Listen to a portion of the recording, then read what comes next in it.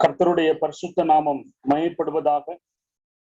இந்த ஞாயிற்றுக்கிழமை மாலை வேளையிலே பாண்டிச்சேரி எபிரோன் கிறிஸ்தவ சபையின் சார்பிலே நடைபெறுகிற இந்த வேத ஆராய்ச்சி கூட்டத்திலே, பைபிள் ஸ்டடியிலே இணைந்திருக்கிற உங்கள் யாவரையும் ஆண்டவராகிய இயேசு கிறிஸ்துவின் நாமத்திலே வாழ்த்துகிறோம், வரவேற்கிறோம். அதுபோல லைவ் ப்ரோக்ராம் மூலமாக, யூடியூப் மூலமாக பார்த்து கொண்டிருக்கிற யாவருக்கும் எங்கள் வாழ்த்துக்களை தெரிவித்துக் கொள்கிறோம். இப்பொழுதும் இந்த கூட்டம் ஆரம்பத்திற்காக நாம் ஜெபித்து இந்த கூடுகையை ஆரம்பிக்கலாம். நாம் அநேக நாள் ஜெபித்தபடியாக சென்னை பாடி சபையிலே கர்த்தருடைய ஊழியத்தை நிறைவேற்றிக் கொண்டிருக்கக்கூடிய அருமையான சகோதரர் ஜோமோன் என்கிற தாமஸ் கே வர்கீஸ் அவர்கள் இந்த நாளிலே கர்த்தருடைய செய்தியை நமக்கு அறிவிக்க இருக்கிறார்கள். அதுபோல பாடல் ஊழியத்தை நிறைவேற்றும்படியாக தஞ்சாவூர் பிரின்ஸ் ஜோயல், ஜோமோன் என்கிற பிரின்ஸ் ஜோயல் நம்மோடு கூட இணைந்திருக்கிறார்கள் பாடல் ஊழியத்திற்காக. அவர்களையும் ஆண்டவராகிய இயேசு கிறிஸ்துவின் நாமத்திலே வரவேற்கிறோம். ஆங்கிலத்திலே செய்தி கொடுக்கப்படும். அந்த செய்தியை மொழிபெயர்க்கும்படியாக எபிரோன் சபையை சார்ந்த, பாண்டிச்சேரி எபிரோன் சபையை சார்ந்த சகோதரர் டார்லிங் சாமுவேல் நம்மத்தில் இணைந்திருக்கிறார்கள். அவரையும் ஆண்டவராகிய இயேசு கிறிஸ்துவின் நாமத்திலே நாம் வரவேற்கிறோம். ஜெபத்தோடு காத்திருங்கள். கர்த்தர் தம்முடைய பிள்ளைகளுக்கு தேவையான கிருபையை தரும்படியாக, எல்லாவற்றிலும் கர்த்தருடைய நாமத்தை மகிமைப்படும்படியாக நாம் இப்பொழுது இந்த கூட்டத்தை ஜெபித்து ஆரம்பிக்கலாம். நாம் கண்களை மூடி ஜெபிப்போம். கிருபை நிறைந்த ஆண்டவரே, மகத்துவமுள்ள பிதாவே, இந்த மாலை வேலைக்காக ஸ்தோத்திரம். இந்த மாலை வேளையிலே நீர் எங்களை கூட்டி சேர்த்து உம்முடைய சமூகத்திலே கர்த்தாவே உம்மை துதித்து பாடி உம்முடைய நாமத்தை மகிமைப்படுத்தும்படியாகவும், உம்முடைய ஜீவனுள்ள வார்த்தைகளை கேட்கும்படியாகவும் எங்களை கிருபை செய்திருக்கிறார். ஸ்தோத்திரம். கர்த்தாவே, எந்த விதமான தடையும் இல்லாதபடிக்கு, நெட் ப்ராப்ளம் இல்லாதபடிக்கு இந்த கூடுகை நடக்கத்தக்கதாக கிருபை செய்திருளும். இணைந்திருக்கிறவர்களும் இனி இணைய போகிறவர்களும் கர்த்தாவே இணைந்து கர்த்தருடைய நாமத்தை நாங்கள் ஒருமித்து உம்முடைய நாமத்தை மகிமைப்படுத்த கிருபை செய்திருளும். கர்த்தாவே, லைவ் ப்ரோக்ராம் மூலமாக கேட்கிறவர்களுக்காகவும் நாங்கள் ஸ்தோத்திரிக்கிறோம். இவ்விதமாக நீர் எங்களுக்கு கொடுத்த எல்லா கிருபைகளுக்காக நன்றி செலுத்துகிறோம். தொடர்ந்து உம்முடைய நாமை மகிமைப்படட்டும். இப்பொழுதும் பாடல் மூலமாக உம்முடைய ஊழியத்தை, உம்முடைய நாமத்தை மகிமைப்படுத்த போகிற அருமையான வாலிப மகன் பிரின்ஸ் ஜோயலுக்காக ஸ்தோத்திரம். அவரை உம்முடைய திருக்கரத்திலே ஒப்படைக்கிறோம். வழிநடத்தும், ஆசீர்வதியும். ரட்சகராகிய இயேசு கிறிஸ்துவின் நாமத்தில் ஸ்தோத்திரத்தோட ஏறெடுக்கிறோம். ஜூன் நல்ல பிதாவே, ஆமீன். பாடல் ஊழியத்தை செய்கிற அருமையான தம்பி ஜோயல் தஞ்சாவூரிலே கர்த்தருடைய ஊழியத்தை செய்து கர்த்தருக்குள் நித்திரையடைந்த ஜான்தாஸ் அவர்களுடைய பேரன். ஆகவே கர்த்தர் அவருக்கு அந்த தாளந்தை கொடுத்திருக்கிறார். கர்த்தர் ஊழியத்திலே பயன்படுத்துகிறார். அவரை நாம் கர்த்தருடைய நாமத்திலே வரவேற்கிறோம். Over to Jomon, Thanjavur.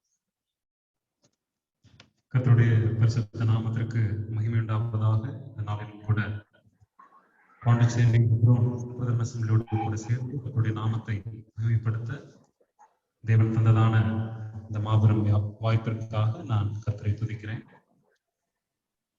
முதலாவதாக நம்முடைய கர்த்தரை பாடி துதிக்கும்படியாக நம்முடைய பாடல் புத்தகத்திலே 598வது பாடலை நாம் எல்லோரும் சேர்ந்து பாடுவோம். பாடல் புத்தகத்திலே 598வது பாடல்.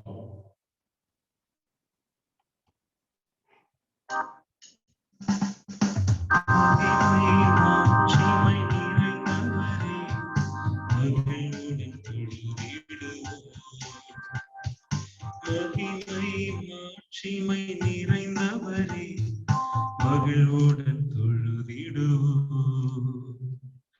பரிசுத்த தேவனாமே சுவை பணிந்தே தொழுதுவோம்.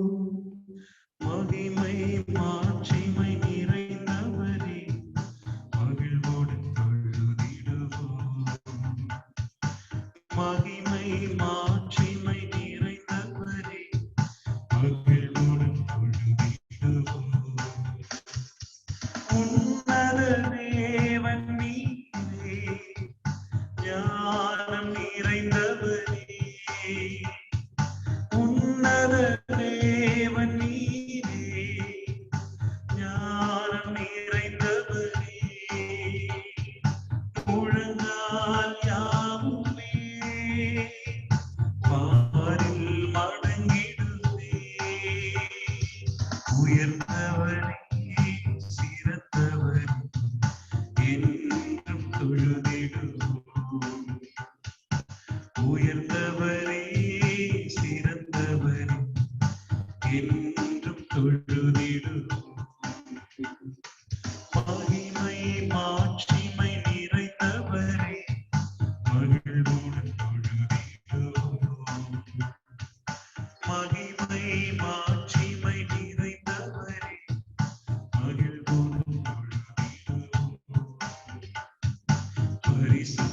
தேவனாம் இயேசுவை பரிந்தே தொழுதிடுவோம். பரிசுத்த தேவனாம் இயேசுவை பரிந்தே தொழுதிடுவோம். மகிமை மாட்சிமை நிறைந்தவரே மகிழ்வோடு தொழுதிடுவோம்.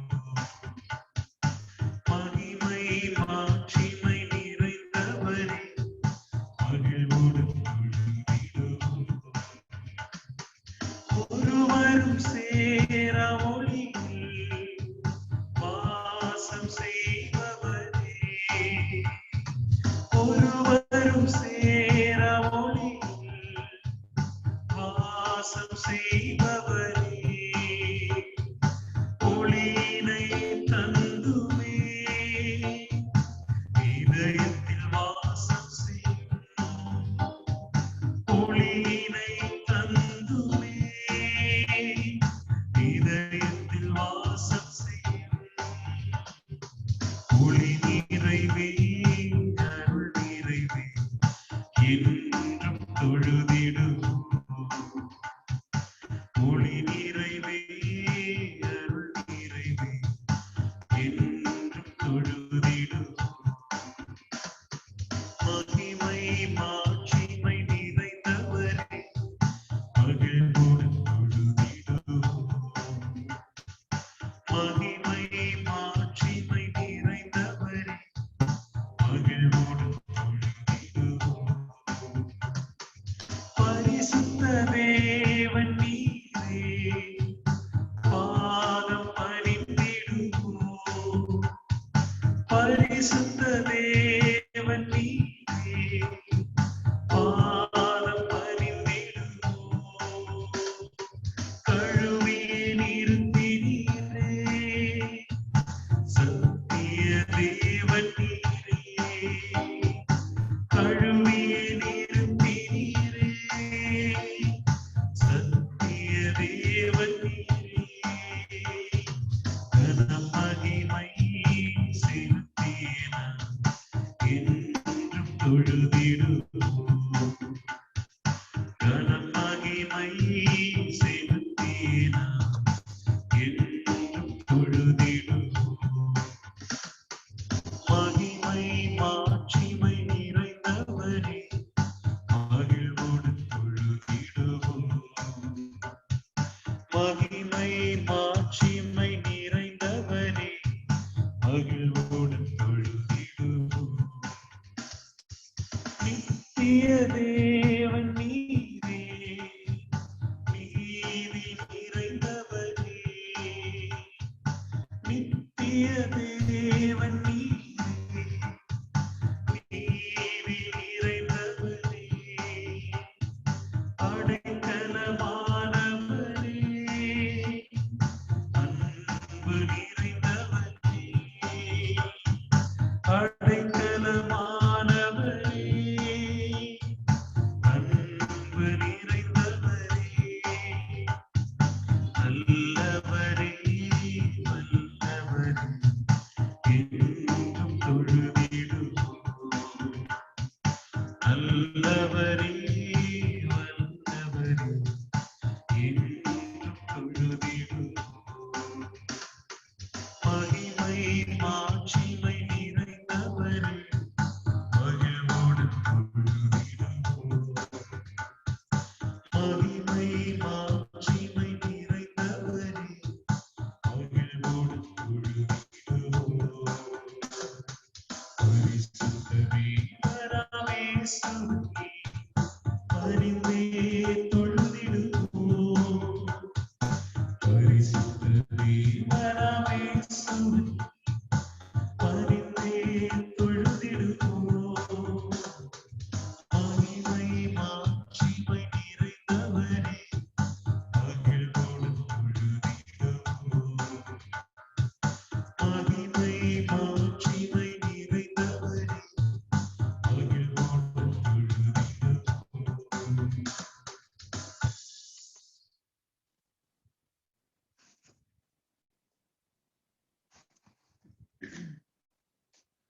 தொடர்ந்து நம்முடைய பாடல் புத்தகத்திலே 370வது பாடலை நாம் சேர்ந்து பாடுவோம்.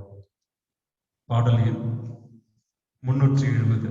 சேனைகளின் கர்த்தர் நல்லவரே, சேதமின்றி நம்மை காப்பவரே, சோர்ந்திடும் நேரங்கள் தேற்றிடும் வாக்குகள் சோதனை வென்றிட தந்தருள்வார்.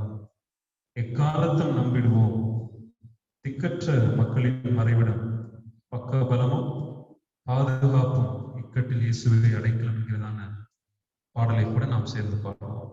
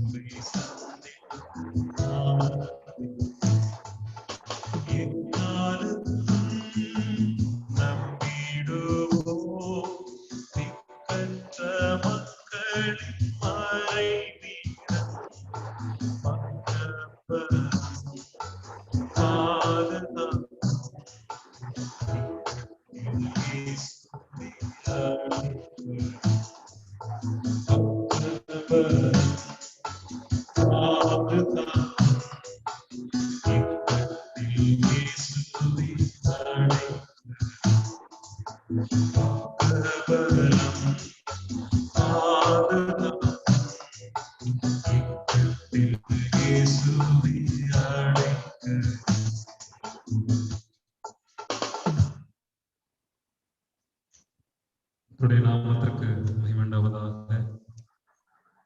மறுபடியுமாக நாம் நம்முடைய பாடல் புத்தகத்திலே 353வது பாடலை நாம் சேர்ந்து பாடுவோம். 353வது பாடல்.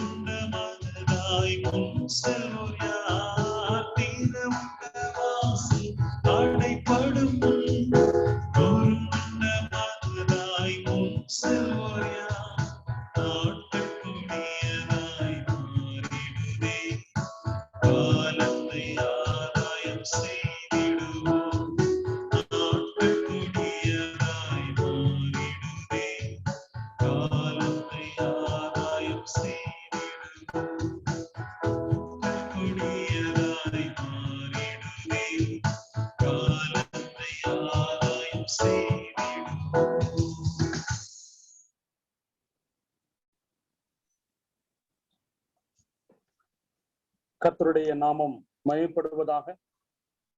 இந்த நாளிலும் பாடல் ஊழியத்திலே நமக்கு உதவி செய்த அருமையான வாலிப மகன் பிரின்ஸ் ஜோயலுக்காக கர்த்தரை ஸ்தோத்திரிக்கிறேன். தஞ்சாவூரிலே கர்த்தருடைய ஊழியத்தை செய்த அருமையான மூத்த ஊழியர் ஜான்தாசனுடைய பேரன் அவர் இந்த நாட்களிலே பல நிலைகளிலே ஊழியங்களிலே ஈடுபட்டு வருகிறார். அவருக்காக நீங்கள் ஜெபித்துக் கொள்ளுங்கள். இப்பொழுதும் நாம் கர்த்தருடைய செய்திக்கு நாம் கடந்து போக இருக்கிறோம். நாம் பல நாட்களாக ஜெபித்தபடியாக பாடி சபையிலே கர்த்தருடைய ஊழியத்தையும் வெளியிடங்களிலே கர்த்தருடைய ஊழியத்தையும் தன்னுடைய உலக வேலையோடு நிறைவேற்றி வருகிற அருமையான சகோதரர் தாமஸ் கே வர்கீஸ் அவர்கள், ஜோமோன் என்று எல்லாராலும் அழைக்கப்படுகிறவர், இந்த நாளிலே நமக்கு தேவ செய்தியை கொடுக்க இருக்கிறார்கள். பலவிதமான அவருடைய வேலை மத்தியிலும் நமக்கு இந்த வேலையை தந்திருக்கிறார். கர்த்தர் அவரோடு கூட இருந்து ஏற்ற வார்த்தையை கொடுக்கும்படியாகவும் அதை மொழியாக்கம் செய்கிற பாண்டிச்சேரி எப்ரோன் சபையை சேர்ந்த டார்லிங் சாமுவேலுக்கும் தேவையான கிருபை தரும்படியாகவும் நாம் ஜெபித்து இந்த கூடிய நாம் செய்திக்கு நாம் கடந்து போகலாம். ராஜபாளையத்திலிருந்து நம்மத்தில் இணைந்திருக்கக்கூடிய மூத்த சகோதரர் ஏபி ரேசுராஜா அவர்கள் நம்மை ஜெபத்திலே நடத்துவார்கள். ஜெபித்த பின்பு கர்த்தருடைய செய்தி சகோதரர் தாமஸ் கே வர்கீஸ் அவர்கள் நமக்கு தருவார்.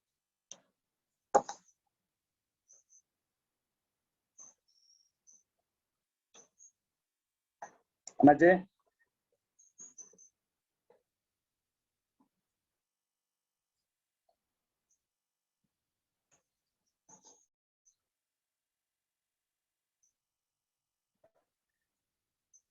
நம்முடைய இணைப்பில் இணைந்திருக்கக்கூடிய பாண்டிச்சேரி மூலகுளம் சபையினுடைய மூப்பராக இருக்கிற அருமையான சகோதரர் தமிழ்ச்செல்வம் அவர்கள் நம்மை ஜெபத்தில் நடத்துவார்கள்.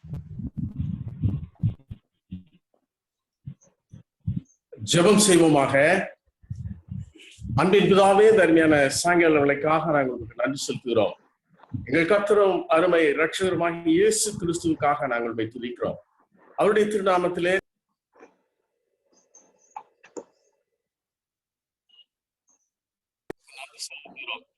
ஆண்டவரே, இந்த நாளிலும் கர்த்தாவே, பாண்டிச்சேரி எப்ரோன் மூலமாக நடத்தப்படும் இந்த ஜூம் ஆண்டவரே ஊழியத்தின்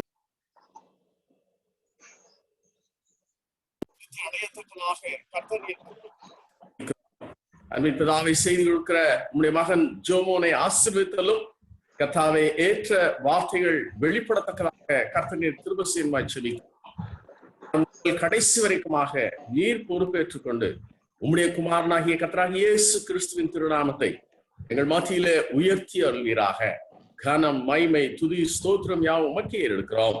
கர்த்தராகிய இயேசு கிறிஸ்துவின் திருநாமத்தில் செபிக்கிறோம் எங்கள் பிதாவே. ஆமென். ஆமென்.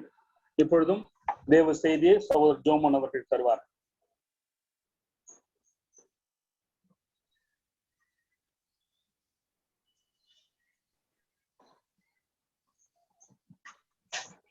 Praise be to God. தேவனுடைய நாமம் மகிமைப்படுவதாக. It's really a great joy to be with you all in this online platform. இந்த ஆன்லைன் மூலியமாக உங்களோடு இருப்பதனாலே கர்த்தருக்கு நான் நன்றி செலுத்துகிறேன். We have been in this situation for a long time and we are still wondering when this is going to stop. பல நாட்களாக இந்த சூழ்நிலையிலே நாம் இருக்கிறோம். இது எப்பொழுது முடியும் என்று நாம் எதிர்பார்த்து கொண்டிருக்கிறோம். And the world has no answer and we are also I think this time we are going through a lot of tough times and I sincerely pray that the Lord would keep us safe and help us that we may cross over this great difficulty. இந்த உலகத்திற்கும் அதனுடைய கேள்வியாகவே இருக்கிறது. நமக்கும் கர்த்தர் நம்மை ஆங்காங்கே பத்திரமாக வைத்து நம்மை காத்து வருகிறார். அதுக்காக நன்றி செலுத்துவோம். Today I thought I will share about a few women leaders who are hidden in the scriptures. வேதாகமத்திலே மறைந்திருக்கிற பெண் தலைவர்களை குறித்து நாம் பார்ப்போம். If you finish the book of Genesis and enter into Exodus, we see a very tall leader coming up. We know that he is Moses. ஆதியாகமம் நாம் படித்த பிறகு யாத்ராகமத்துக்கு நாம் செல்வோமானால் அங்கே ஒரு பெரிய ஒரு தலைவரை குறித்து நாம் பார்க்கிறோம். அவர்தான் மோசே.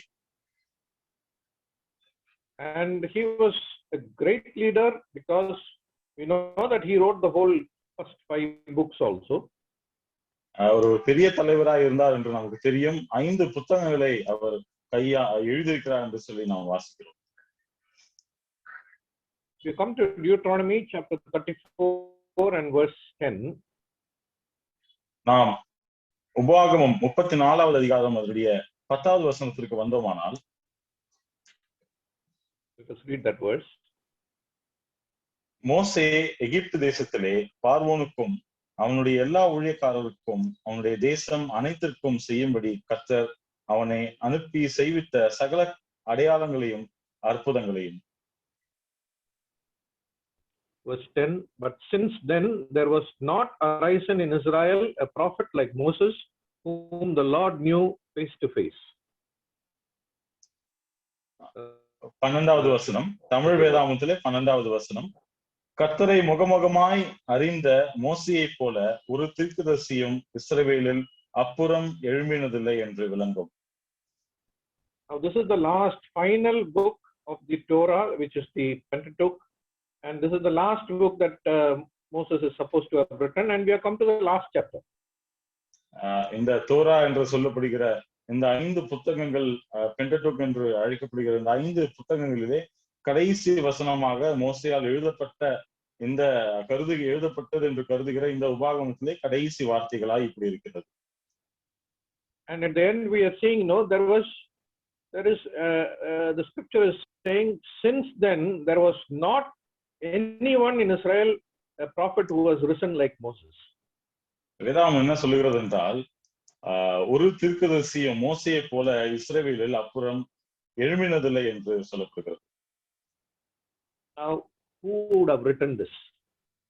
யார் இந்த புத்தகத்தை எழுதியிருக்க கூடும்? No, this particular sentence. இந்த குறிப்பிட்ட வார்த்தைகளை யார் எழுதியிருக்க கூடும்? There is nobody like Moses would have written. Now, who wrote that? மோசையை போல ஒருவரும் இல்லாத பொழுது அவருக்கு பதிலாக யார் இதை எழுதியிருக்க கூடும்? Now, that is a very interesting question because, just before this, we know that Moses died, he was buried, and, who would have written this? இது ஒரு முக்கியமான கேள்வியாக இருக்கிறது. ஏனென்றால் இதற்கு முன்பதாக மோசே மரித்து அடக்கம் பண்ணப்பட்டிருக்கிறார். இப்பொழுது யார் இந்த வார்த்தைகளை எழுதியிருக்க கூடும் என்ற கேள்வி வருகிறது. Now, there are two theories. One is maybe Joshua would have written that last paragraph. So that is also one, thing that has been discussed. ரெண்டு காரியங்களை சொல்கிறார்கள். ஒன்று, யோசுவா ஒருவேளை இந்த கடைசி காரியங்களை எழுதியிருக்க கூடும் என்று கருதுகிறார்கள். But how does Joshua know that there is in future nobody will come like Moses? How can he know that? ஆனால் யோசுவாவுக்கு மோசையை போல ஒரு தீர்க்கதரிசியும் எழும்ப மாட்டார், எழும்பினதில்லை என்று யோசுவாவுக்கு எப்படி தெரியும்? So there is another theory that just before Moses died, God told him, write this, and Moses would have written this. இன்னொரு சாரார் என்ன சொல்லுகிறார் என்றால், மோசே இறப்பதற்கு முன்பதாக தேவன் அவருக்கு இதை சொன்னார் என்று சொல்லி கருதுகிறார். Suppose, imagine if that has happened. அது ஒருவேளை நடந்திருக்க கூடுமானால், imagine how much of tears would have been in the eyes of Moses when he wrote, there was nobody like me that is going to come up. இதை எழுதும் பொழுது மோசேக்கு எந்த விதமான ஒரு சூழ்நிலை அவருக்கு உண்டாயிருக்கும், எப்படியாக கண்ணீர் விட்டு இந்த வார்த்தைகளை எழுதியிருப்பார் என்று நாம் நினைத்து பார்ப்போம். Because Moses was a great leader, but the children of Israel did not acknowledge that. மோசே ஒரு பெரிய தலைவராக இருந்தார், ஆனால் இஸ்ரவேல் அதை புரிந்து கொள்ளவில்லை. They always murmured against him. They were all finding fault with whatever he was doing. எப்பொழுதும் அவரை முறுமுறுத்துக் கொண்டிருந்தார்கள், அவர் செய்கிற எல்லா காரியத்திற்கும் குறை சொல்லிக் கொண்டிருந்தார்கள். And when God comes and tells, write this, there is nobody who is going to be like you in the future at all. தேவன் அவரிடத்திலே வந்து சொல்லும் பொழுது, உன்னை போல ஒருவரும் இந்த வருகிற காரியத்திலே நாட்களிலே ஒருவரும் உன்னை போல எழும்புவதில்லை என்று சொல்லும் பொழுது, Moses would have been really in tears when he would have written that. இதை அவர் எழுதியிருக்கும் கூடுமானால் அவர் எழுதும் பொழுது அவருடைய கண்களிலே கண்ணீர் நிறைந்தவராய் காணப்பட்டிருப்பார். But when such a great leader is coming, we see that there were some women who were behind, who were inspirational for Moses. ஆனால் இப்படிப்பட்ட ஒரு தலைவருக்கு, பெரிய தலைவராய் திகழ்ந்த மோசேக்கு பின்பதாக ஒரு சில ஆவிக்குரிய ஸ்திரீகள் இருந்தார்கள் நாம் வாசிக்கிறோம். I want to point out at least 6 women who were inspirational in the life of Moses. மோசேயினுடைய வாழ்க்கையிலே ஒளியூட்டக்கூடிய 6 பெண்களை குறித்து இன்று நாம் பார்ப்போம்.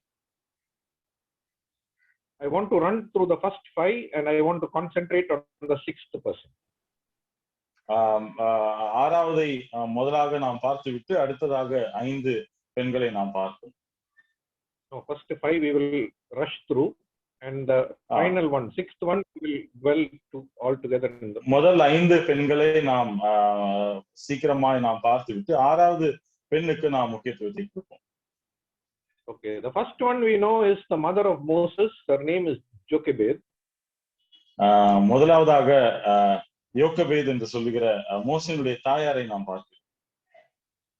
Look, a woman who had 3 children, and the 3 children became great leaders in Israel. நாம் பார்க்கிறோம் அவருடைய 3 பிள்ளைகளும் இஸ்ரவேலிலே ஒரு பெரிய முக்கியத்துவம் வாய்ந்த ஒரு ஸ்தானத்தை உடையவர்களாக இருந்தார்கள் என்று பார்க்கிறோம். Miriam, Aaron, Moses, all three were great leaders in Israel. இஸ்ரவேலிலே மெரியாமும் சரி, மோசேயும் சரி, ஆரோனும் சரி, அவர்கள் பெரிய தலைவர்களாய் திகழ்ந்தார்கள் என்று நாம் பார்க்கிறோம். From where they got leadership quality? Where did they go and study this?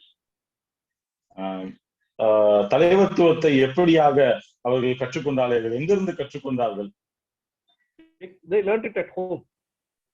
அவர்கள் வீட்டிலே அதை கற்றுக்கொண்டார்கள் என்று பார்க்கிறோம். It was a time when no woman wanted to have children. அந்த சூழ்நிலையை நீங்கள் பார்த்தீர்கள் என்றால் எந்த பெண்களுக்கும் பிள்ளை பெறுவதான ஆசை அந்த நாட்களிலே, அந்த விதமான சூழ்நிலை அந்த நாளிலே இல்லை என்று நாம் பார்க்கிறோம். You know, if a child is born, if it is a boy, they're going to kill that child. So nobody was willing to have children. அந்த நாட்களிலே ஒருவேளை பிள்ளை பெற்றார்கள் என்றால் அவர்கள் எப்படி எந்த விதத்திலும் அவர்கள் அது சாகடிக்க போவதாக இருக்கிறது. ஆகவே அவர்களுக்கு அந்த சூழ்நிலையிலே யாரும் பிள்ளை பெறுவதற்கு விருப்பமற்றவர்களாக இருந்தார்கள். Even at that time, Jochebed went ahead and had a child. அந்த சூழ்நிலையிலும் நாம் பார்க்கிறோம் யோகபே அவர் அவர் அவர் அந்த பிள்ளை பெறுவதற்கு அந்த சித்தம் கொண்டார்கள் என்று. And then we see when the child was born, it is a boy. Hello, can you repeat it again? Yeah, the child was born and the child was a boy. அந்த குழந்தை பிறந்த பின்பு அது ஆணாய் இருந்தது என்று நாம் வாசிக்கிறோம். And this lady is taking this child, hiding it for 3 months at home. இவர்களை பார்க்கும் பொழுது இவர்கள் அதை எடுத்து தன்னுடைய வீட்டிலே 3 மாசம் ஒளித்து வைத்தார்கள் என்று நாம் வாசிக்கிறோம். Imagine the courage this woman is having, ordinary women in Israel, having the courage to stand against the government and hiding the child for 3 months at home. ஒரு சாதாரண ஒரு பெண்களுக்குள்ள தைரியத்தை பார்க்கிலும் இவர்களை பார்க்கும் பொழுது எல்லா காரியத்திற்கும் எதிர்வினையாக சூழ்நிலைகள் இருந்தாலும் அதையும் தாண்டி இப்படிப்பட்ட ஒரு காரியத்தை அவருடைய வாழ்க்கையில செய்தார்கள். And after when the child was no more be able to hide at home, she is making a basket, putting the child and floating it in river Nile so that she can escape from the child being killed. நாம் பார்ப்போம் என்றால் ஒரு சமயத்திலே 3 மாதத்துக்கு பிறகு ஒளித்து வைக்க கூடாத சமயத்திலே அவள் ஒரு கூடையை உண்டு பண்ணி அதை குழந்தையை வைத்து தான் தப்பிப்பதற்காக அல்ல, அந்த குழந்தை கொல்லப்படுவதிலிருந்து தப்பிக்குவதற்காக அந்த குழந்தையை நைல் நதியிலே அனுப்புவதை நாம் வாசிக்கிறோம். So what a courage she had. She is a big influence in the life of Moses. எப்படிப்பட்ட ஒரு தைரியத்தை நாம் பார்க்கிறவர்களா இருக்கிறோம். அந்த தைரியம் மோசனுடைய வாழ்க்கையிலே ஒலித்தது. Second lady we know is Miriam, the sister of Moses. இரண்டாவது நாம் வாசிக்கிறோம் மோசேயுடைய சகோதரியாகிய Miriam. She is watching the child as the child is floating in the river Nile. அந்த நதியிலே இருக்கிற அந்த கூடையை அந்த சகோதரியான மிரியம் அதை பார்த்து கொண்டிருக்கிறாள். And then we know that the daughter of Pharaoh is coming. She has the courage to go and talk to her. நாம் அதுக்கு பிறகு பார்வனுடைய குமாரத்தை இங்கே நாம் பார்க்கிறோம். மிரியாமுக்கு குமாரத்தியோடு சென்று பேசுவதற்கு அந்த தைரியம் அவளுக்கு கிடைத்தது. She is an ordinary Jewish girl, very young age. ஒரு சாதாரண ஒரு யூத இஸ்திரியாய் மிரியாமை நாம் பார்க்கிறோம். And she is having the courage to go and talk to the princess of Egypt. பார்வனுடைய குமாரத்தினிடத்திற்கு சென்று பேசுவதற்கான தைரியத்தை அவள் உடையவளாக இருந்தார். How did she get the courage? How did he know how to talk to her? இப்படிப்பட்ட தைரியம் எங்கிருந்து வந்தது? And we see she is also giving a very good idea which the princess immediately accepted. Miriam அந்த இடத்திலே ஒரு நல்ல ஒரு யோசனையை அந்த பார்வோன் குமாரத்திற்கு அளிக்கிறார். And she accepted that. அந்த காரியத்தை பார்வோனுடைய குமாரத்தை ஏற்றுக்கொள்கிறார். So we see that she is the person who saved the life of Moses even at that time. நாம் பார்க்கிறோம் மிரியாம் மோசனுடைய ஜீவனை அந்த நேரத்திலே காப்பாற்றினார் என்று நாம் வாசிக்கிறோம். We see the next two people in Exodus chapter 1 and read verse 15. நாம் இன்னும் 2 பெண்களை யாத்ராகமம் 1வது அதிகாரம் அதனுடைய 15வது வசனத்தை நாம் வாசிப்போம்.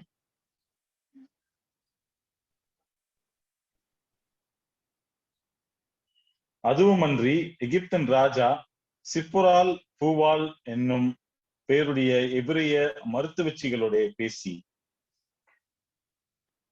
Okay, so here we see two midwives. இங்கே 2 மருத்துவச்சிகளை நாம் பார்க்கிறோம். Now in English we don't know whether they are Egyptians or they may be Jewish people also. ஒருவேளை அவர்கள் எகிப்தியராக இருக்கலாம் அல்லது யூதர்களாகவும் இருக்கலாம். You know, it says that they were midwives to the Jewish people. இங்கே சொல்லப்படுகிறது அவர்கள் எபிரேயர்களுக்கு மருத்துவச்சிகளாக இருந்தார்கள் என்று. That is how it is mentioned in English. So we don't know, they may be Jewish people or they may be Egyptian people also. ஒருவேளை அவர்கள் எகிப்திய மருத்துவச்சிகளாக இருக்கலாம் அல்லது யூத மருத்துவச்சிகளாக இருக்கலாம். But look at the courage these two women is having. இவர்களுக்கு உண்டான அந்த தைரியத்தை நாம் பார்க்கிறோம். The king is giving a command, go and kill. You know, when the boys were not being killed, the king is coming to the midwife and telling, when the birth is happening, if it is a boy, you go and kill them. ராஜா ஒரு கட்டளை போடுகிறார், எந்த குழந்தை பிறக்கிறதோ அதை கொல்ல வேண்டும் என்று சொல்லி. ஆனால் அதையும் தாண்டி அப்படிப்பட்ட ஒரு தைரியத்தை இவர்களுடைய வாழ்க்கையை நாம் பார்க்கிறோம். If it is a boy, you can kill. ஆண் குழந்தையா இருந்தால் நீங்கள் அதை கொல்லலாம். And we see that they did not kill because they feared God. That is what we read in verse 17. 17வது வசனத்திலே அவர்கள் கர்த்தருக்கு பயந்ததினாலே கொலை செய்ய அவர்கள் ஆண் பிள்ளைகளை காப்பாற்றினார்கள் என்று சொல்லி நாம் வாசிக்கிறோம். And then the king is calling them and asking them what is happening. ராஜா அவர்களை அழைத்து என்ன காரியம் என்று விசாரிக்கிறார்.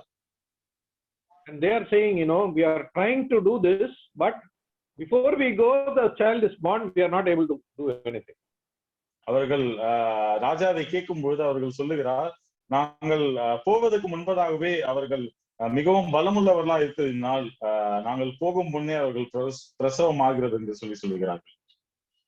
Look at the courage they have when they go and stand before the king and giving an explanation which the king is accepting. ராஜா ஏற்றுக்கொள்ளக்கூடிய ஒரு காரியத்தை அவர்கள் தைரியமாய் ராஜாவிடத்தில் போய் சொல்லுகிறார்கள். And we see God blessed them. In verse 20 we see not only they saved, God blessed them. God gave them houses and blessed them. That is what we read in verse 20. 20ஆம் வசனத்திலே கர்த்தர் அந்த மருத்துவர்களுக்கு நன்மை செய்தார், ஜனங்கள் அவர்களுக்கு பல காரியங்களை செய்தார் என்று நாம் வாசிக்கிறோம். So we see these two people, they were the ones who did not kill Moses. They were inspirational in the life of Moses. இந்த 2 ஸ்திரீகளும் மோசனுடைய வாழ்க்கையிலே ஒளியூட்டக்கூடியவர்களாய் இருந்தார்கள் என்று நாம் பார்க்கிறோம். The 5th person is Zipporah, the wife of Moses. 5வது பெண்ணாக சிப்போரால் மோசனுடைய மனைவியை நாம் பார்க்கிறோம். We know that Moses was a great leader and he was a 24/7 leader. No, he was fully busy with leading the big, huge number of Israel people.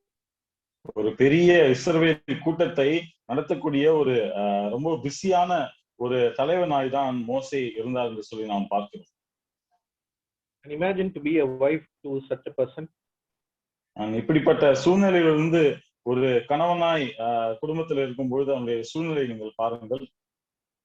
You know, she would have, you know, even if husbands are spending a lot of time with the wife always has to complain, no, my husband does not spend time with me. எவ்வளவுதான் ஒரு புருஷன் தன்னுடைய மனைவியோடு நேரம் செலவித்தாலும் அவர்களுக்கு எப்பொழுதும் என்னிடத்தில் நேரம் செலவழிக்கவில்லை என்று குறைதான் அதிகமாக சொல்லுகிறார்கள். Okay? But look, see, Moses' father-in-law itself came and told, you cannot be like this, you cannot work fully like this, you have to delegate your work to other people. That is the instruction that Moses' father-in-law came and told. மோசேயுடைய மாமனார் இத்ரோ வந்து நீ இப்படி இருக்கக்கூடாது, பலுவை குறைக்க வேண்டும், வேலையை பங்கிட்டு கொடுக்க வேண்டும் என்று சொல்லி அவருக்கு அறிவுரை சொல்லுகிறார். And imagine to be a wife to such a person. இப்படிப்பட்ட ஒரு மனிதனுக்கு மனைவியா இருப்பது எப்படிப்பட்ட காரியம் என்று நீங்கள் யோசித்து பாருங்கள். But we don't see one small complaint about or negative things that we read about Zipporah, the wife of Moses. ஆனால் சிப்போராவை குறித்து ஒரு நெகட்டிவான காரியத்தை நாம் வாசிப்பதாக வேதம் கூறுகிறது. Okay, we always see, we have never seen a negative thing about Zipporah in the whole scripture. வேதாந்தத்திலே முழுமையாக பார்க்கும்பொழுது சிப்போராவை குறித்து ஒரு இப்படிப்பட்ட தவறான காரியங்களை குறித்து, மாறுபாடான காரியங்களை குறித்து நாம் பார்க்கிறதில்லை. We see in one place even she saved the life of Moses. ஒரு இடத்திலே மோசேனுடைய ஜீவனை காப்பாற்றினார் என்று நாம் வாசிக்கிறோம். In Exodus chapter 6 we read about that. யாத்ராகமம் 6வது அதிகாரத்திலே அந்த காரியத்தை நாம் வாசிக்கிறோம். Now the sixth person is the daughter of Pharaoh. 6வது பெண்ணை நாம் குறித்து பார்க்கும்போது அவர்கள்தான் பார்வோனுடைய குமாரத்தி என்று நாம் வாசிக்கிறோம். Now we are going to concentrate the rest of the time on this person. இந்த மீதி நேரங்களிலே அவருடைய வாழ்க்கையை குறித்து தான் நாம் பார்க்க போகிறோம். He is the most unexpected hero in the book of Exodus. எதிர்பார்க்காத ஒரு ஹீரோவாக திகழ்ந்த ஒரு பெண்ணாக இந்த யாத்ராகம புத்தகத்தை நாம் வாசிக்கிறோம். Without her, Moses would never be alive also. அவர்கள் இல்லை என்றால் மோசே ஒருவேளை ஜீவன் உடையவராய் வாழ்ந்திருக்க முடியாது. Without her, the whole story of Exodus would have been totally different. அவர்கள் இல்லை என்றால் யாத்ராகமத்திலே சொல்லப்படுகிற அந்த சரித்திரமானது, அந்த கதையானது வேற மாதிரியான ஒரு காரியங்களை நாம் பார்த்திருக்க கூடும். And she was not even an Israeli, she was not even a Jew. அவளை குறித்து பார்க்கும்போது அவர் யூத ஸ்திரீ கூட கிடையாது. And just think, she does not have anything to gain by taking that decision, but still she had great courage to go forward and take that decision. இப்படிப்பட்ட தீர்மானங்களை எடுக்கிறதுனாலே தன்னுடைய வாழ்க்கையில ஒரு பிரயோஜனமும் கிடையாது. ஆனா இதையெல்லாம் தாண்டி தைரியமாக இந்த காரியத்தை செயல்படுகிறதை நாம் வாசிக்கிறோம். When that situation comes, when she sees the baby in the basket, she feels compassionate for that baby. She did not have any doubt or hesitation. She is ready to go forward and said, I'm ready to pay money. Somebody take care of this baby. அந்த கூடையிலே அந்த குழந்தையை பார்க்கும்போது மறந்துருக்கி எப்படிப்பட்ட தியாகத்தையும் செய்து, எப்படிப்பட்ட ரிஸ்கையும் எடுத்து அவர்கள் போய் நான் இதை காப்பாற்றுகிறேன், நான் இதை வளர்க்கிறேன் என்ற ஒரு தீர்மானம், ஒரு தைரியம் அவர்களுக்குள்ளாக வந்தது. When Pharaoh was afflicting the children of Israel, we see another member from his own family who is coming and being a savior and a hope for the children of Israel. எகிப்து பார்வோன் இஸ்ரவேலின் புத்திரர்களை துன்பப்படுத்தினாலும் இங்கே நாம் வாசிக்கிறோம், அந்த எகிப்தின் குடும்பத்திற்குள்ளதாக ஒரு இரட்சகரை கர்த்தர் உண்டாக்குகிறார் என்று நாம் வாசிக்கிறோம். So Pharaoh made a decree and said, in every home the male child has to be killed. பார்வோன் எல்லா வீடுகளிலும் பிறக்கிற ஆண் குழந்தை கொல்லப்பட வேண்டும் என்று ஒரு கட்டளை போடுகிறார். And this lady is coming across the box and they open, and immediately we see in chapter 2 and verse 6, she knew this is a Hebrew boy. 2வது அதிகாரத்தில் நான் வாசிக்கும் பொழுது அந்த கூடையை திறந்து பார்க்கும் பொழுது இது ஒரு எபிரேய குழந்தை என்று அறிந்தும் இந்த காரியத்திலே அவள் ஈடுபடுகிறார் என்று நாம் வாசிக்கிறோம். So first we see she is having pity on this child. It is a natural women's instinct. She is showing that. முதலாவது நாம் பார்க்கிறோம், ஒரு குழந்தையை அந்த குழந்தையை பார்த்த உடனே ஒரு மனதுருகிற ஒரு காரியத்தை நாம், இது பொதுவாக எந்த குழந்தையை பார்த்தாலும் வரக்கூடிய ஒரு காரியத்தை தான் அங்கே நாம் பார்க்கிறோம். But she knows that this is a big risk. If she does this, even her own father can kill her. அவருடைய ரிஸ்கை அறிந்தும் இப்படிப்பட்ட காரியத்தை நான் செய்து ஒருவேளை என்னுடைய தகப்பனார் என்னை கொல்லக்கூடிய சூழ்நிலை கூட வரும் என்று சொல்லி அப்படியாக எண்ணினார். If you save this baby, I am disobeying the decree of my own father, the king of Egypt. என்னுடைய தகப்பனாருடைய கட்டளையை மீறி நான் இந்த குழந்தையை வளர்க்கிறேன், இந்த குழந்தையை நான் பாதுகாக்கிறேன் என்ற ஒரு தீர்மானத்தை நாம் அங்கே பார்க்கிறோம். And all her maids were there when she was doing this. இந்த காரியங்கள் எல்லாம் செய்யும் பொழுது அவருடைய சர்வன்ட்ஸ் அவங்களோட இருந்தாங்க நாம் பார்க்கிறோம். If one of them go and say this in the palace, she has her life is in risk. ஒருவேளை அவர்கள் போய் ராஜாவிடத்திலே இந்த மாதிரி விஷயம் செய்கிறார் என்று சொல்லி இருந்தார்கள், அவருடைய வாழ்க்கை அவருடைய வாழ்க்கையானது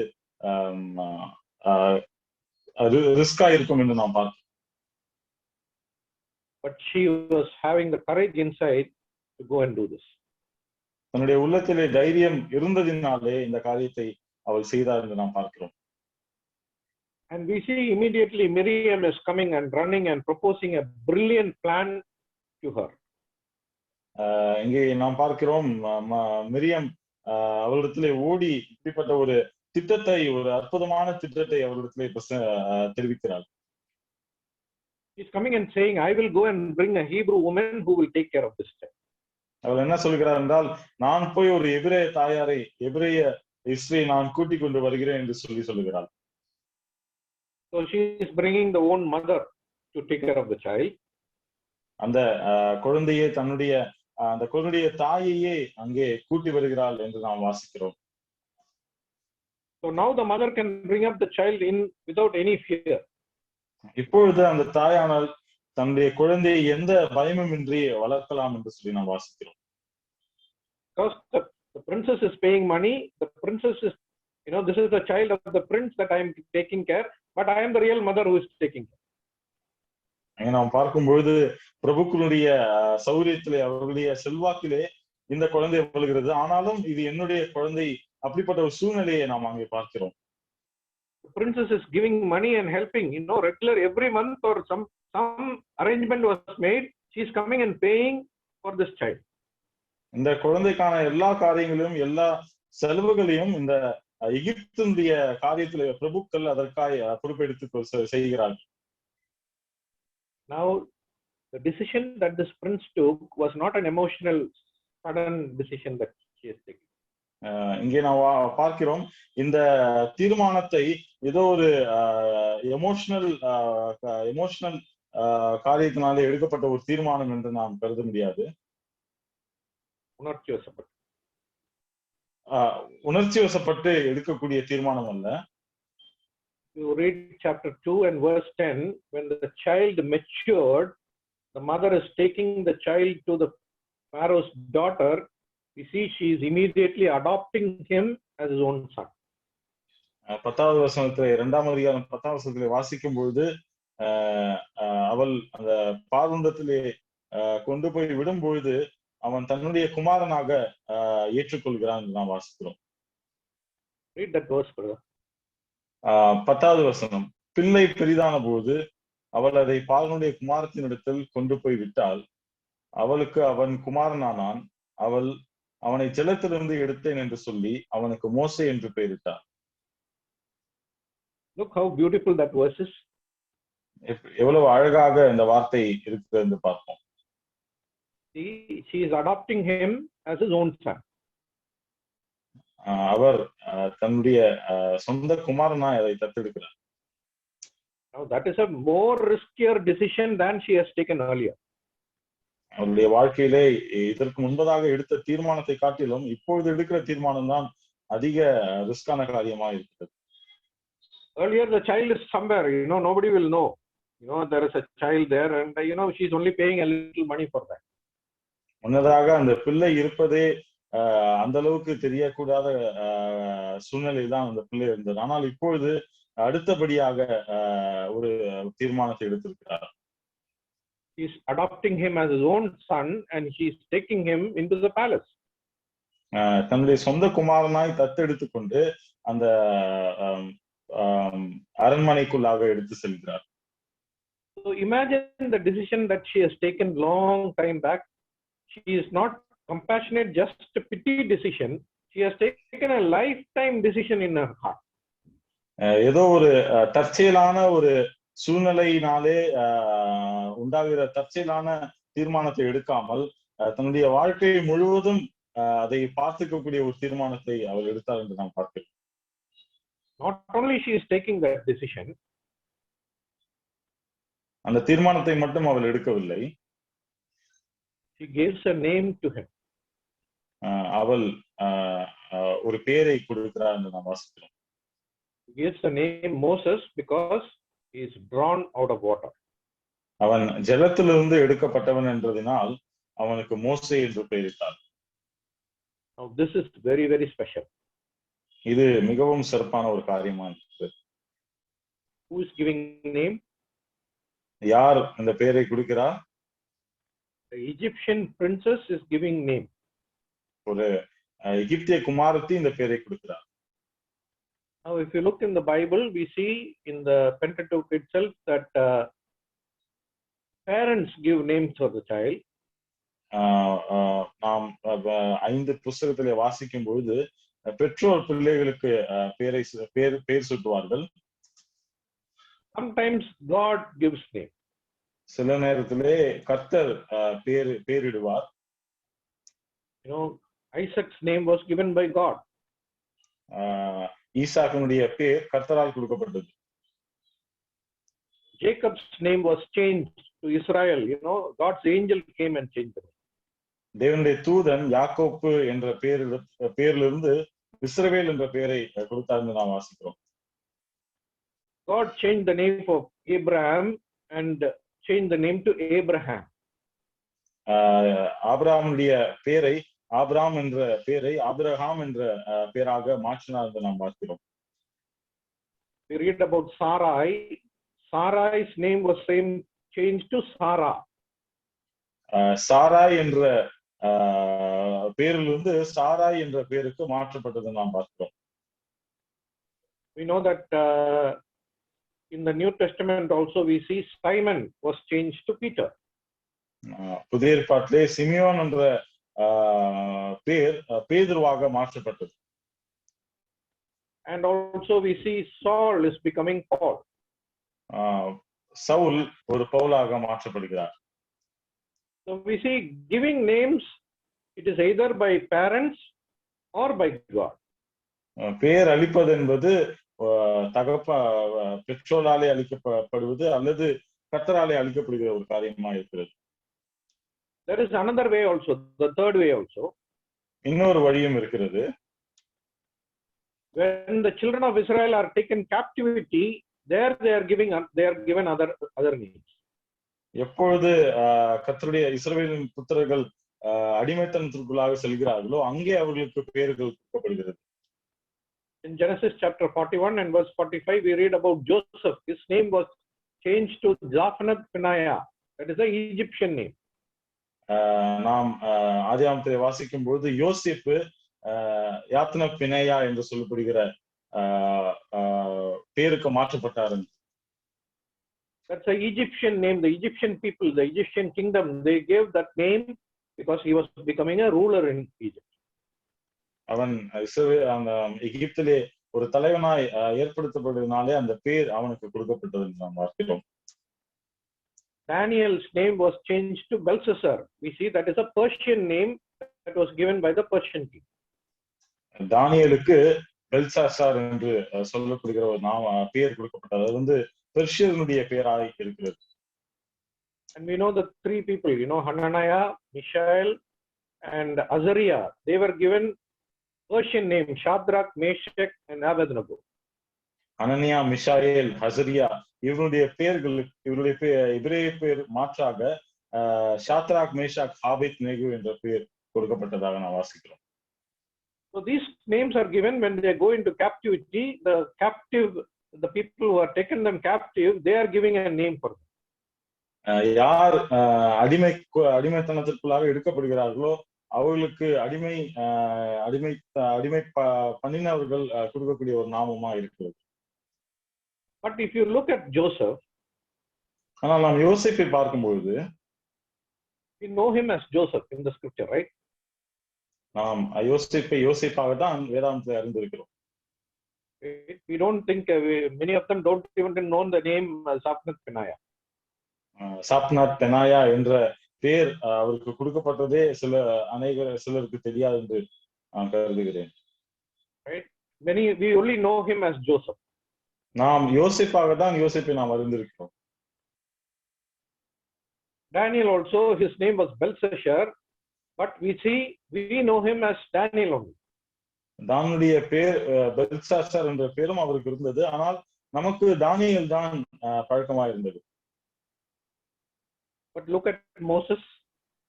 ஆனால் மோசேயை நாம் பார்ப்போம். See, before he became adopted and became a child of the daughter of Pharaoh, பார்வோனுடைய குமாரனாய் வருவதற்கு முன்பதாகவே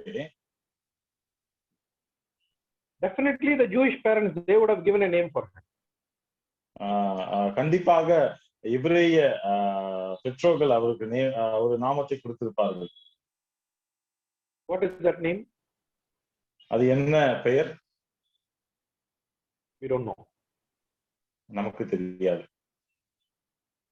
What is the name that we know? நமக்கு தெரிந்த பெயர் என்ன? Moses. மோசே. Who gave that name? யார் அந்த நாமத்தை கொடுத்தார்கள்? See, that Egyptian princess, she gave that name. அந்த குமாரத்தி, பார்வோனுடைய குமாரத்தி அந்த பெயரிட்டாள் என்று நாம் பார்த்தோம். And we all know him as Moses only.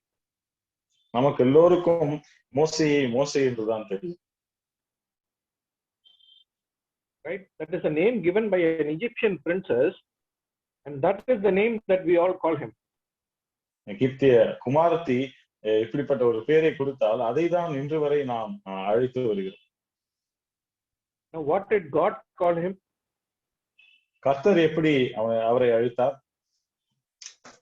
We read in Exodus chapter 3 and verse 4, in the burning bush, Jehovah God also called the same name, Moses. That is what God is called. தேவன் எப்படியாக அழைத்தார் என்று சொல்லி நாம் யாத்ரா 3ஆம் அதிகாரத்தை வாசிக்கும் பொழுது அங்கேயும் மோசே என்றுதான் கர்த்தர் அவனை கூப்பிட்டார். Who gave that name?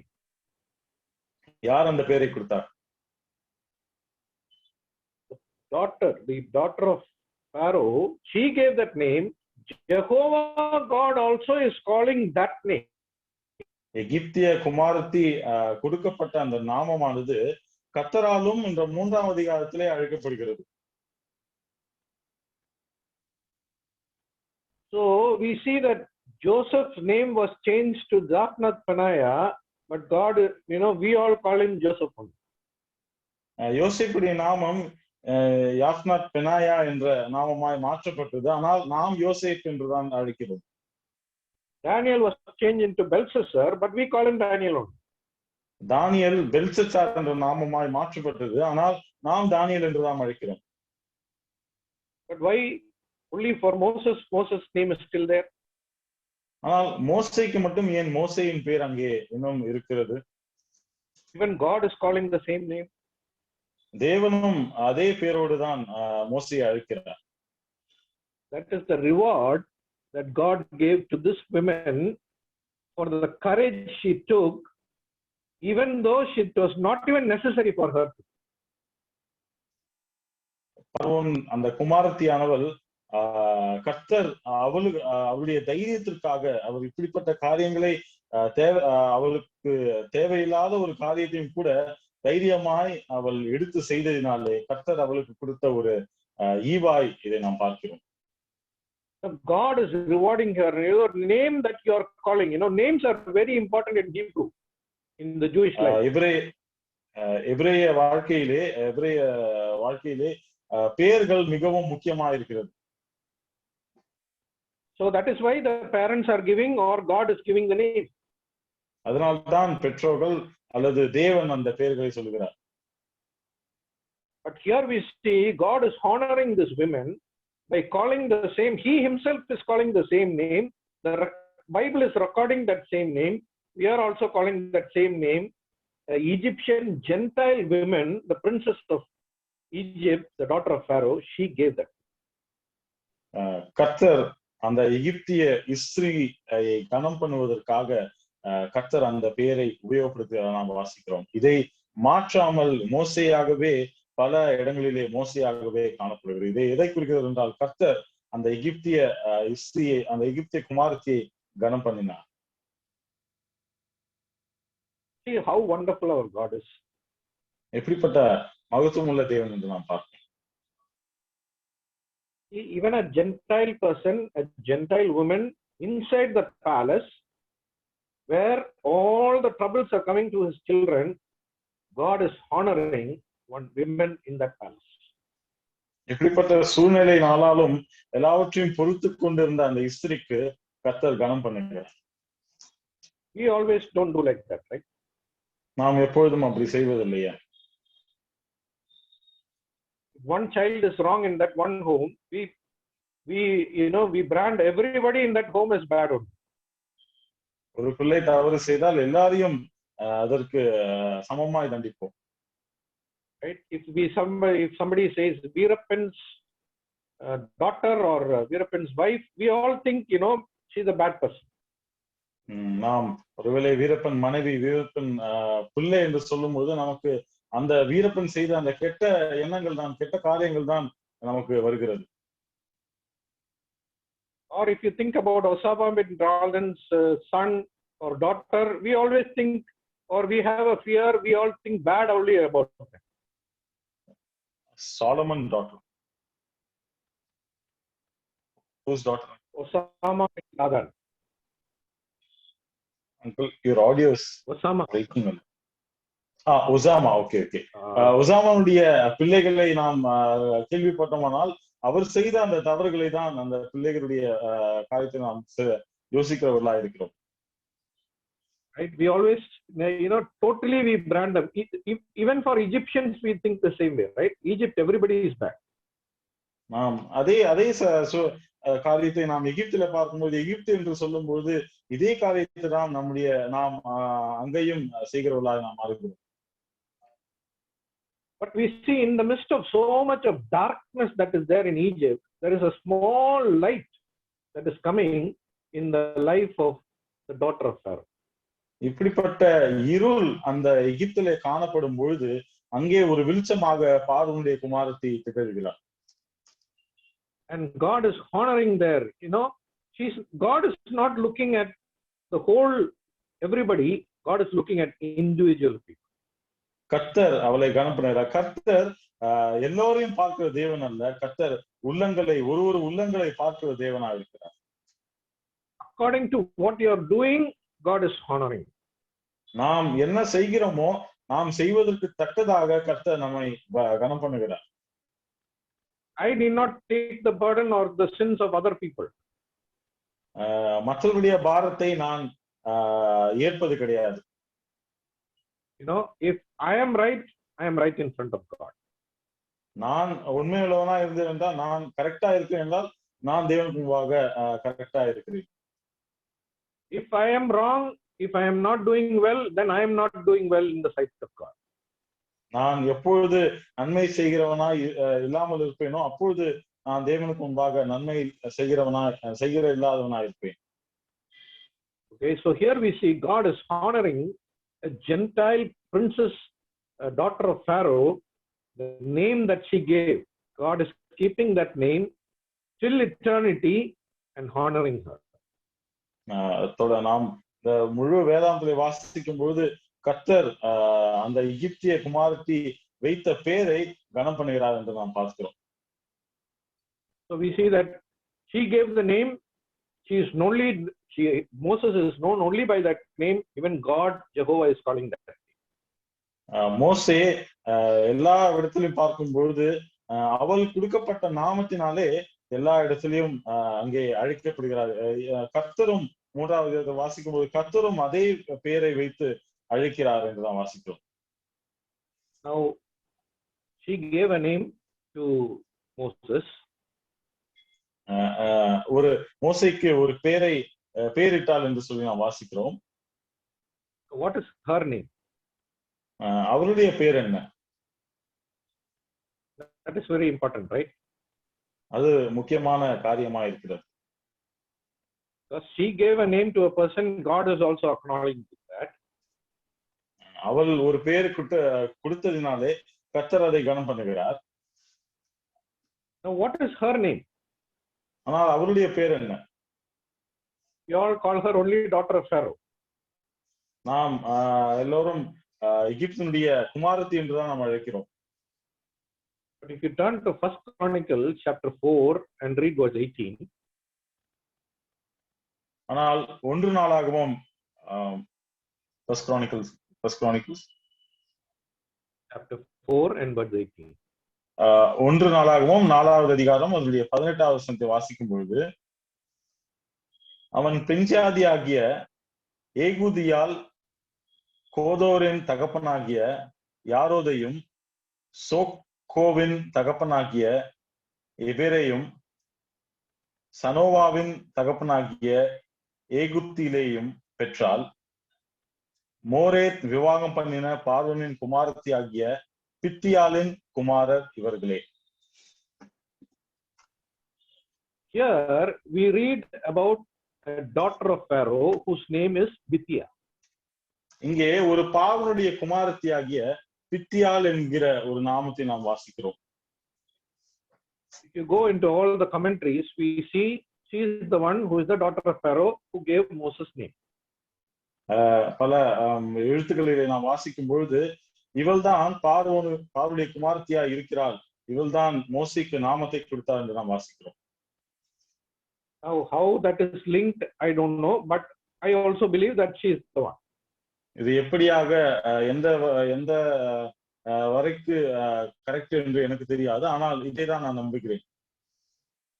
See, there was even other people who were daughters of Pharaoh, right? ஆனால் பார்க்கும்பொழுது அநேக பார்வோனுடைய குமாரத்திகள் இருந்தார்கள். One important Pharaoh's daughter is Solomon's wife. She was also a daughter of Pharaoh. ஒரு முக்கியமான நபர் நாம் பார்க்கும்பொழுது சாலமோனுடைய மனைவியை நாம் பார்க்கிறோம். அவளும் எகிப்திய குமாரத்தியா இருக்கிறார். She was the daughter of Pharaoh. What is we don't see her name. அவளுடைய நாமத்தை நாம் பார்க்கிறது இல்லை. Only known as a daughter of Pharaoh. Solomon married her. அவளை வேதாகம் எப்படி அழைக்கிறது என்றால் பார்வோனுடைய குமாரத்தி சாலமோன் அவளை விவாகம் பண்ணினார் என்று நாம் பார்க்கிறோம். And many Jewish Bible scholars believe that this is the daughter of Pharaoh who gave name. Her name is Bithia. அநேக யூத எழுத்தாளர்களும் அறிஞர்களும் அவர்கள் நம்புகிற காரியம் என்னவென்றால், இந்த பார்வோனுடைய குமாரத்தி தான் இவள் தான் அந்த பார்வோனுடைய குமாரத்தி என்று நம்புகிறார்கள். What is the meaning of the word Bithia? பித்தியால் என்றால் என்ன? The meaning means daughter of God. அதனுடைய அர்த்தம் என்னவென்றால் தேவனுடைய குமாரத்தி என்பதாகும். Now the Jewish people, when they interpret this verse, they say like this. யூதர்கள் இந்த இதை வியாக்கியானம் செய்யும் பொழுது they say, Moses was not your son, yet you called him as your own son. அவர்கள் சொல்லுகிறார்கள், மோசே உங்களுக்கு குமாரனாய் இல்லாவிட்டாலும் நீங்கள் அவரை குமாரன் என்றுதான் அழைத்தீர்கள். You are not my daughter, but I shall call you as my daughter. That is what God is saying. நீ என்னுடைய குமாரத்தி அல்ல, ஆனால் நீ என்னுடைய குமாரத்தியாய் அழைக்கப்படுவாய். No, that is how they interpret this word. No, this is a, you gave to a name to a person who was not your child. உன்னுடைய குமாரனா இல்லாத ஒரு ஒரு பிள்ளைக்கு நீ பெயரிட்டாய்.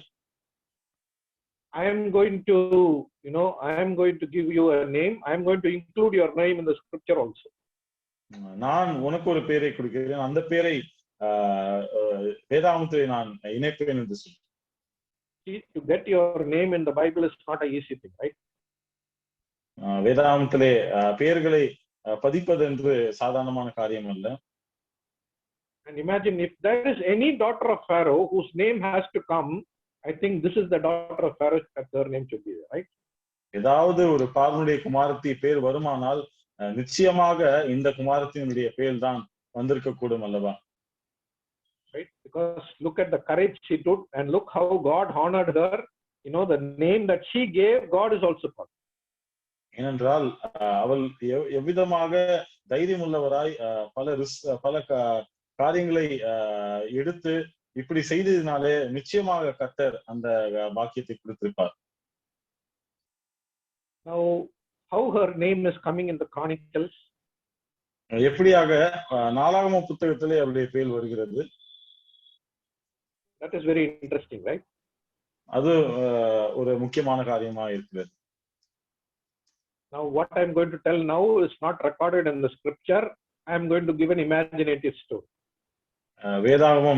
நான் சொல்ல போகிற காரியம் வேதாகமத்தில் இல்லை. நான் ஒரு கற்பனையாக ஒரு காரியத்தை நான் சொல்ல விரும்புகிறேன். Imagine if this is the daughter of Pharaoh that gave the name to Moses. ஒருவேளை சிந்தித்துக் கொள்ளுங்கள், இந்த குமாரத்தி தான் பார்வோன் மோசே யாத்ராமத்தில் சொல்லப்படுகிற பார்வோன் குமாரத்தியா இருந்தால், and her name is coming in Chronicles. அவருடைய நாமமானது நாலாகம புத்தகத்தில் வருகிறது. How this would have happened? இது எப்படி சாத்தியமாகும்? I am giving an imaginative stories. Okay, don't come and ask brother from where, which words and all. Okay, this is totally imagination. இது ஒரு கற்பனையான ஒரு கதையா இருக்கிறது. See, when Pharaoh's daughter adopted Moses as her own child,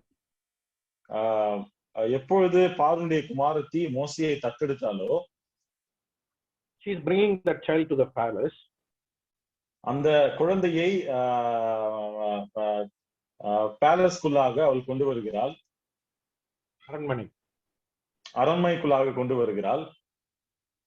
Now she is giving an instruction to Moses, don't behave like a Hebrew child. You are inside the palace. You have to behave like an Egyptian child. இப்பொழுது அவள் நீ எபிரேய குழந்தை போல் நீ பழகக்கூடாது, நீ ஒரு எகிப்திய குழந்தை போல் பழக வேண்டும் என்று சொல்லி ஒருவேளை சொல்லி இருக்கலாம். And she is saying, okay, always behave like an Egyptian child. Don't behave like a Hebrew child. You are my child.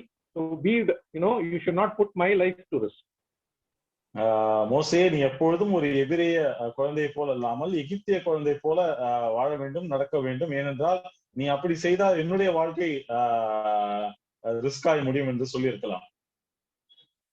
But Moses is not even, he does not do that. He is always behaving like a Hebrew child.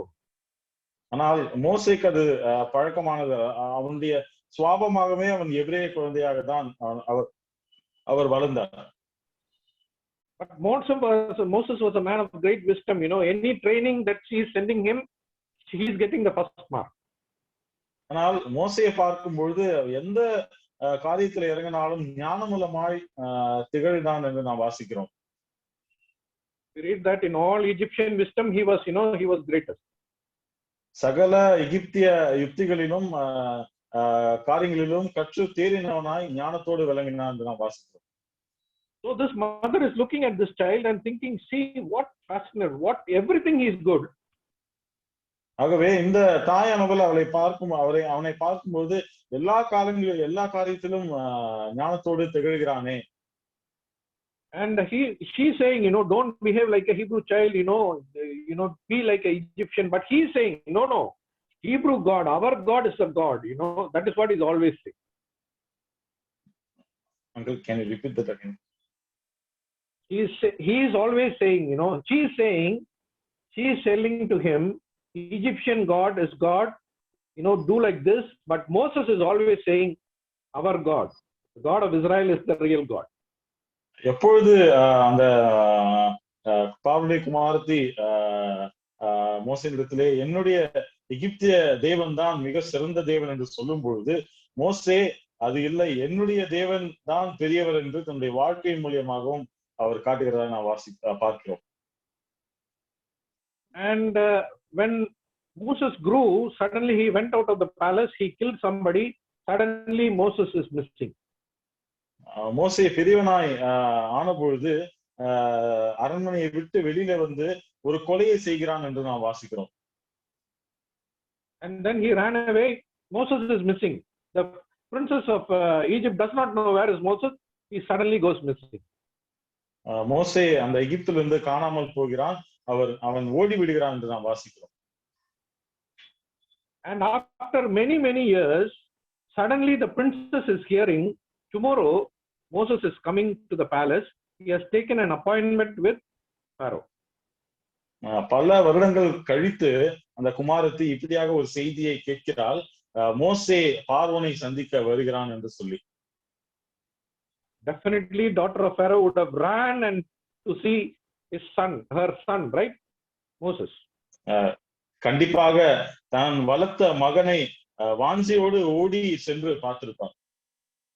And when she is coming and seeing, here is standing a bold person and starting against Pharaoh and challenging Pharaoh. இங்கே அவள் வந்து பார்த்திருக்கும் பொழுது இங்கே வளர்ந்த தைரியமுள்ள ஒரு மனிதனாய் பார்வோனையும் எதிர்கொண்டு பேசக்கூடிய ஒரு மனிதனாய் மோசே அங்கே இருந்திருப்பார் என்று சொல்லி நாம் பார்க்கிறோம். What would have gone in her heart? அவளுடைய உள்ளத்துல என்ன ஓடி இருக்கும்? She would have thought, Moses, don't talk like this. My dad will kill you. அவள் ஒருவேளை நினைத்திருப்பார், மோசே இப்படி பேசாதே, என்னுடைய தகப்பனார் உன்னை கொன்று விடுவார். But here we see he was bold, and then we see what all he is saying, it is happening like that itself. அவனுடைய தைரியமாய் இருந்து அவன் சொல்லுகிற எல்லா காரியமும் அந்த எகிப்து தேசத்திலே நடக்கிற ஒரு காரியமா இருக்கிறது. He said that the river Nile will become blood. It happened. Nile நதி ரத்தமாய் மாறும் என்று சொன்னால் அது அப்படியே ஆயிற்று. And it was a problem for everyone. அது எல்லோருக்கும் ஒரு பிரச்சனையா முடிந்தது. And one by one all the plagues were happening. Everything is happening just the way Moses is saying. ஒவ்வொன்றாக மோசே சொல்லுகிற வார்த்தை பிரகாரமாய் ஒவ்வொரு வாதையும் நடைபெறுகிறதா நாம் பார்க்கிறோம். What will be in the heart of princess, the daughter of Pharaoh? பார்வோனுடைய குமாரத்தியினுடைய இருதயத்துக்குள்ளாக என்ன யோசித்திருப்பாள்? She would have thought like, this is what Moses was saying when he was saying, you know, he was always saying, this is the real God, this is the God, you know, of the world. ஒருவேளை மோசே தன்னுடன் இருக்கும் பொழுது மோசே இதுதான் என்னுடைய தேவன், இதுதான் என்னுடைய தேவன் என்று சொன்ன காரியத்தை யோசித்து பார்த்திருப்பார். And one by one everything what he's saying is happening. அவன் சொல்லுகிற ஒவ்வொரு காரியமும் அடுத்தடுத்ததாக நடந்தது என்று நாம் பார்க்கிறோம். He would have thought in his heart, you know, this is the real God. அவள் இதுதான் உண்மையான தேவன் என்று சொல்லி எண்ணிருப்பார். And when the children were firstborn were killed, I am thinking this is an imaginative story. When all the Israel left, she also would have left it. இது நான் ஒருவேளை நினைத்து பார்க்கிறேன், எப்பொழுது அந்த முதல் குமாரர்களை கொலை செய்யப்பட்டார்களோ அப்பொழுது ஒருவேளை இந்த இஸ்ரவேல் ஜனத்தோடு அவளும் சென்றிருப்பாள் என்று நான் நினைக்கிறேன். And that is the reason maybe when they all left, suddenly Egyptian Pharaoh is seeing his own daughter is missing. அதனால் ஒருவேளை இந்த காரணத்தினாலே தான் பார்வோனுடைய குமாரத்தி எகிப்திலிருந்து காணாமல் போகக்கூடிய சூழ்நிலை வந்தபொழுது பார்வோன் அதை தேடினார் என்று நான் பார்க்கிறேன். That is why he rushed his soldiers, everybody to go and chase, and they all died in the Red Sea. அதனால்தான் தன்னுடைய படையை கூட்டிக் கொண்டு அவர்களை துரத்தினார். துரத்தி அந்த சவக்கடலிலே அமிழ்ந்து போனார். So we see daughter of Pharaoh, she would have gone along with them, and then her name is coming later in the book of Chronicles. ஒருவேளை அவளும் அந்த ஜனத்தோடு சென்றதினாலே இந்த 4ஆம் புஸ்தகத்திலே அவளுடைய பெயரும் இணைத்திருக்கலாம் என்று சொல்லி நான் எண்ணுகிறேன். Suppose, imagine if this is a real story. ஒருவேளை இது உண்மையான நடந்த சம்பவம் என்று எண்ணிக்கொள்ளுங்கள். What a fascinating story it is, right?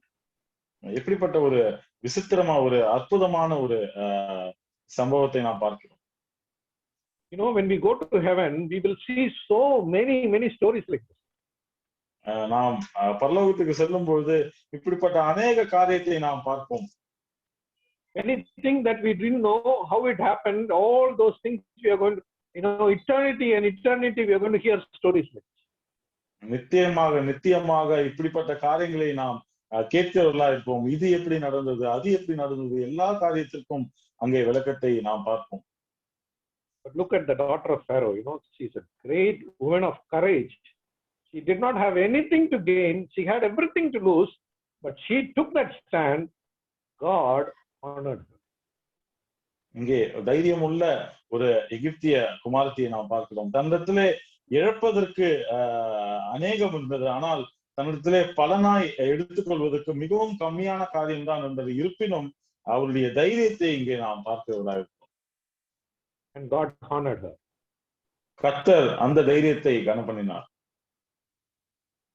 Do we have courage like that? இப்படிப்பட்ட தைரியம் நம்மிடத்தில் இருக்கிறதா? To stand for God. கர்த்தருக்காய் நிற்பதற்கு. When midwives, they feared God, they did not kill the child. கர்த்தருக்கு பயந்ததினாலே அந்த மருத்துவச்சிகள் கொலை செய்ய மறுத்தார்கள். God honored them, gave them houses and all. கர்த்தர் அவர்களுக்கு வீடுகளை கொடுத்தார். கர்த்தர் அவர்களை கனம் பண்ணினார். God honored the daughter of Pharaoh also. கர்த்தர் எகிப்திய குமாரத்தியை கனம் பண்ணினார். Her name is recorded in the scripture. அவருடைய நாமமானது வேதாகமத்திலே குறிக்கப்பட்டுள்ளது. But more than that, the name that she gave to Moses, that is the name that we know. மோசேக்கு அவள் கொடுக்கப்பட்ட நாமம் தான் நாம் என்று அறிந்திருக்கிறோம். Even Jehovah God also called in the same name. Jehovah தேவனும் அதே நாமத்தினால்தான் மோசேயை அழைத்தார் என்று நாம் வாசிக்கிறோம். God will honor us also. கர்த்தர் நம்மையும் கனம் பண்ணுவார். We stand for him. நாம் கர்த்தருக்காய் நிற்போம். And God will definitely honor our people. கர்த்தர் நிச்சயமாக நம்மை கனம் பண்ணுகிறவராக இருக்கிறார். We are also Gentiles, right? We are not Jewish people. நாம் யூதர்கள் அல்ல, நாம் புறஜாதிகளாக இருக்கிறோம். She was also a Gentile person. அவளும் ஒரு புறஜாதியால் தான். But God honored. ஆனாலும் கர்த்தர் அவளையும் கனம் பண்ணினார். Let us also be challenged by these 6 women who were greatly courageous. They were normal women, but they had great courage in them. நாமும் இப்படிப்பட்ட காரியத்தை நாமும் சிந்தித்தவர்களாய் நாம் மாறுவோம். இந்த 6 பெண்களும் சாதாரண ஒரு பெண்கள் தான், ஆனால் அவர்களுக்கு இருந்த தைரியம் அது அளவு கடந்த தைரியத்தை நாம் அங்கே பார்க்கிறோம். I can see many sisters who are there in this meeting. இந்த கூடுகையிலே அநேக பெண்களை நான் பார்க்கிறேன். This life should encourage you. இந்த காரியமானது உங்கள் வாழ்க்கையை ஊக்கப்படுத்த வேண்டும். You should go out and do great things for God. நீங்கள் கர்த்தருக்காக மகத்தான காரியங்களை செய்ய வேண்டும். God will definitely honor you. கர்த்தர் நிச்சயமாக உங்களை கனம் பண்ணுவார். All brothers also. எல்லா சகோதரர்களுக்கும் God, you stand for God. Be courageous in what you're doing. If it is for God, be courageous. Stand. God will definitely. நாம் செய்கிற காரியத்திலே கர்த்தருக்கு தைரியமாய் செய்வோமானால் நிச்சயமாக கர்த்தர் அதை கனம் பண்ணுகிறவராக இருக்கிறார். Thank you very much for this opportunity. Thank you, Darlene, for translating. May God bless each and every one of you. May God's name be glorified. இந்த சந்தர்ப்பத்தை கொடுத்ததற்காக நன்றி செலுத்துகிறேன். தேவனுடைய நாமம் என்றும் என்றும் சதாகாலம் கூடுகிறார். கர்த்தருடைய பரிசுத்த நாமம் மகிமைப்படுவதாக. இந்த நாளிலும் மோசேயை உருவாக்கின கர்த்தர் பயன்படுத்தின பாத்திரங்களை குறித்து நாம் அறிந்தோம். அது நம்முடைய விசுவாச வாழ்க்கைக்கு அது பிரயோஜனமாக இருக்கும் என்று நான் விசுவாசிக்கிறேன். கர்த்தருக்காக நாம் எதை செய்தாலும் அது அவர் மறந்து போகிறதற்கு அநீதி உள்ள தேவன் அல்ல. அவருக்கு வைராக்கியம் பாராட்டும் போது நம்மை கனப்படுத்துகிற தேவன். அப்படிப்பட்ட நிலையிலே நமக்கு இந்த செய்தியை கொடுத்த அருமையான கர்த்தருடைய தாசனுக்காக நான் கர்த்தரை ஸ்தோத்திரிக்கிறேன். அவர் செய்கிற ஊழியங்களுக்காக நாம் தொடர்ந்து ஜெபிப்போம். நான் அறிந்தவரை தன்னையும் தனக்குரியதையும் கர்த்தருக்காக கொடுத்து உழைக்கிற குடும்பங்களிலே அவர்களுடைய குடும்பமும் ஒன்று. ஆகவே இப்படிப்பட்ட குடும்பத்திற்காக நான் கர்த்தரை ஸ்தோத்திரிக்கிறேன்.